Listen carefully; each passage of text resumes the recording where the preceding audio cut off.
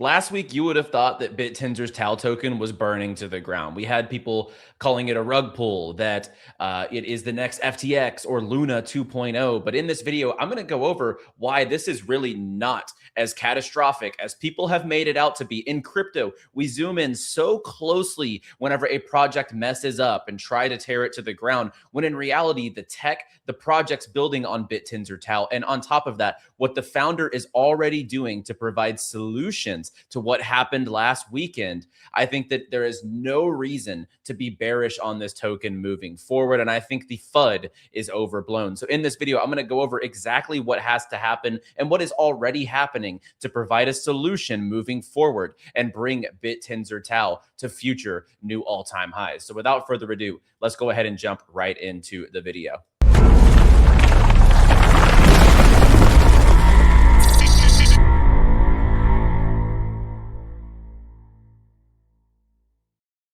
All right, as always, guys, be sure to drop down below, hit that like button, and subscribe to the channel for more every single day here on In the Game. Monday through Friday, we have you covered with all of the content that you need to win in the crypto markets, and we have been going live on Kick. So down below, there is a link in the description to our Kick channel. We're live Monday, Wednesday, Friday at 4 p.m. Eastern Standard Time. I will be live this afternoon. Let's go ahead and jump right into the video, guys. We do see the market doing pretty solid. I mean, Bitcoin's up 3.5% over the week. We have, a daily chart up 1.7%. We see Hyperliquid absolutely ripping right now, given the market conditions, up 17%.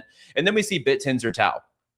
And like I said, we saw last week so much FUD, so much concern over what was happening with this token. And in my opinion, when you actually look at the logistics here, it's down 2% on the daily. Yes, it's down 20% on the weekly, but it's up 7% still, and it's up almost 100% from its lows at about 165. I really don't understand crypto's nature of when a project slips up one time, and it wasn't even really TAO's fault. It was just a project, a single subnet, 3 subnets, one founder decided to basically rug pull his community. And that is not up to what happens with the leadership of TAO. That is just a bad actor in the ecosystem taking advantage of having unlocked tokens. And right now we already are seeing step number 1 happen. So a lot of people last week were wondering, well, why did this founder have unlocked tokens? Why was he able to nuke a subnet? It must not be that decentralized or whatever the case is. And we do see already a proposal, BIT0011, that proposes that anyone can challenge for ownership of a subnet by locking their alpha stake and building conviction. So this is brand new here, the locked stake and conviction. It is being proposed right now under a delegation vote on Bittensor TAO. How it works is you lock the tokens on a subnet for a chosen duration to build conviction. Conviction starts at the fully locked amount and decays linearly to 0 at expiry. Every 30 days, the staker with the highest conviction becomes the subnet owner. So this is pretty solid. It is a draft proposal at this point in time, but this would really help as far as preventing those bad actors from dumping tokens. And I do believe that this was just so overblown for no reason because of how hot TAO was. And I've seen it in our comments here.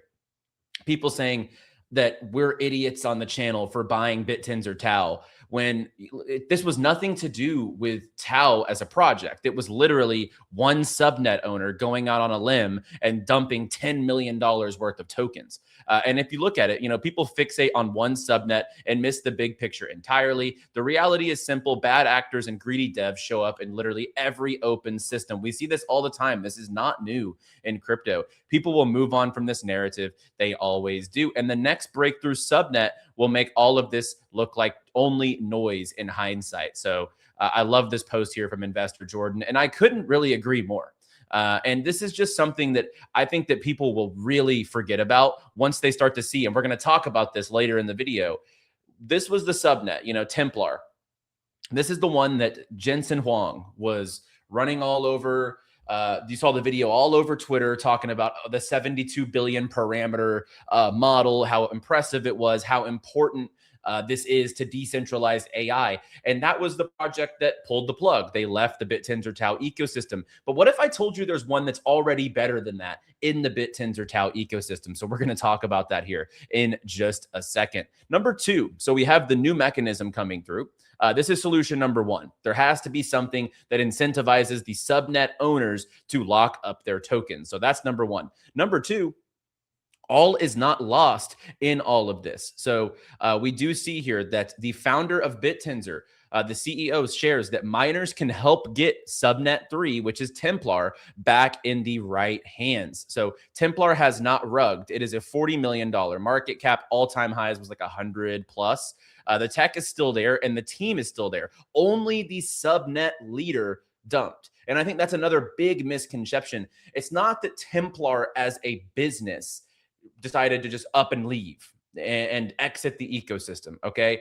The team is still there. The tech is there. Just the person who was leading it, who dumped the tokens, is not. There are active efforts to regain control of Subnet 3. If you are a miner of Subnet 3 or know someone that is, please send them this post and reach out to the founder. So this is not all lost in this process. And just imagine the absolute God candle that would print on TAO if this happens. If they recoup this with a more credible leader at the helm, this is going to rip. The subnet's going to pump like crazy. And on top of that, TAO is just going to recover monumentally in the process. All that FUD will result to nothing. So that's number two. We have the locked mechanism being proposed right now. So this is a draft at this point, but I do think this is something that could potentially get passed. We also have the fact that, look, it's not over. This is in-house tech right now, built on Bittensor. They just need someone to lead it, which I think they will absolutely fill in that gap. Number three, we still see the biggest funds on Bittensor, bullish as ever. Stillcore Capital from Mark Jeffrey, they have doubled down. They said that this means nothing. It's 3 subnets out of 120 plus subnets. That's just like a couple companies leaving a broad scale NVIDIA build or Google Cloud program. We see it all the time. This is nothing new in the startup space. And right now, Grayscale is still 43% allocated into Bittensor TAO. There is no panic from these big funds. Like I said, Stillcore Capital with Mark Jeffrey and Jason, they have doubled down as well. And it makes sense because the more I dive into subnets, the more bullish I'm becoming. These 3 subnets leaving the ecosystem is really going to be very minute in the long term. When we have subnets like Ridges, Shoots, Score, Cent, and I think that when you zoom out, once again, this is the weekly chart on Bittensor subnets. Yeah, some of them are down 20% or so, but they're also very volatile in general. And the big ones here are the ones that left, the 70%, 65, and 59. Otherwise, these are just normal altcoin level dips, 17%, 14%, 8%.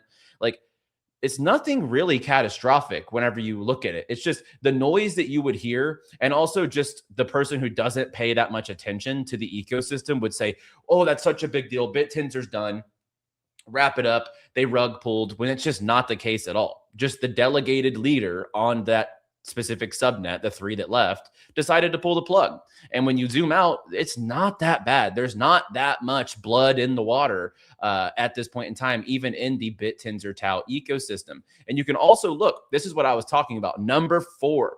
And this kind of goes back into what I was just showing, the quality of subnets that are still here. So this is crazy. We talked about how the Jensen Huang interview, he was very bullish on a 72 billion parameter model built by Templar, and it was talking about how important this is for the future of decentralized AI. Well, Shoots here is kind of like the AWS of decentralized AI, the decentralized serverless compute layer for open source AI. This, to me, is probably now the highest quality overall business building on top of Bittensor at this moment in time.